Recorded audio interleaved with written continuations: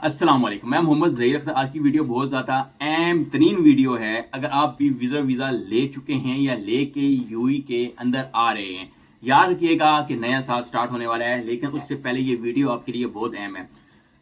अगर आप सोच रहे हैं ना कि आपके पास एजुकेशन नहीं है, आपने वीज़ा ले लिया, यूएई के अंदर आ जाएंगे और आपका वीज़ा लग जाएगा, यकीन मानिए वीज़ा पे पर वीज़ा लगना, वर्क वीज़ा बहुत ज़्यादा मुश्किल है। हाँ, उन लोगों के वीज़े लग रहे हैं जिनके पास पुरानी आईडी है या जिनके पास 14 पास के सर्टिफिकेट्स हैं, उनके भी लग रहे हैं, लेकिन 80 to 90%, क्योंकि वीज़ा के ऊपर जब वीज़ा अप्लाई किया जाता है तो अक्सर बीच में एप्लीकेशन रिजेक्ट होती है, इस वजह से लोग उसकी एप्लीकेशन अप्लाई नहीं करते हैं। तो बड़ी कंपनियां हैं, उनके पास आप जाते हैं तो कहते हैं जी आजकल वो प्रेफर करते हैं उनको जिनके पास पुरानी इमिग्रेट आईडी या पुराने कैंसलेशन वीज़ा होते हैं, उनको प्रेफर करते हैं।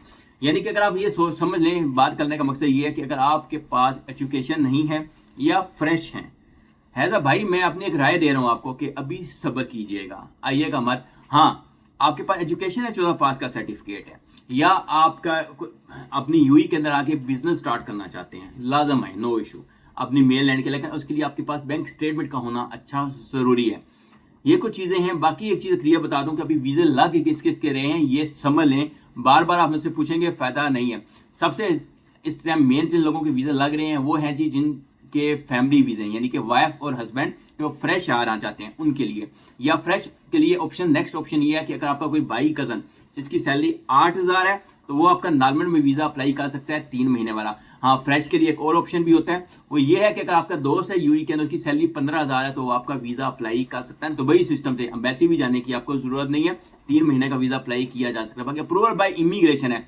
लेकिन फ्रेश के लिए या तो वो अपनी वाइफ के साथ फैमिली वीजा अप्लाई कर ले, विजिटर वीजे की बात कर रहा हूँ, या वो अगर उसका कोई भाई कजन दोस्त है तो वो अप्लाई कर ले, या अगर इसके बाद कहता है कि मेरे पास पुरानी आईडी है और कैंसलेशन है, पाकिस्तान में बैठा हुआ है आउटसाइड, उसके लिए ऑप्शन है शारजा का वीजा आप लेंगे तो आपको लाजम आईसीपी यानी कि एम्बेसी में जाना पड़ेगा। आईसीपी पे कोई भी वीजा पे तक आपने डोमेस्टिक ले लिया या आपने एक नॉर्मल वीजा ले लिया या कोई फैमिली वीजा है, कोई भी आईसीपी सिस्टम से आपने लिया हुआ है ना, आपको वहां पे जाना ही पड़ेगा। सिर्फ दुबई वाले हैं जिनके दुबई से वीजा निकलते हैं, जीटीआर सिस्टम, उनके लिए एम्बेसी के रूल्स नहीं है। मे भी फ्यूचर में आए, अभी तक स्टिल ऐसा कोई कानून कहता दुबई वालों के लिए नहीं है। इसके अलावा एक और चीज क्लियर करता रहूं कि अगर आ रहे हैं तो मैंने कुछ बातें बताई हैं, वो कीजिएगा और समझिएगा, क्योंकि बाद में आपके पैसे डूबने हैं और आपने बाद में कहना है कि हमारा तो नुकसान हो गया, इसलिए इस चीज से बचिएगा।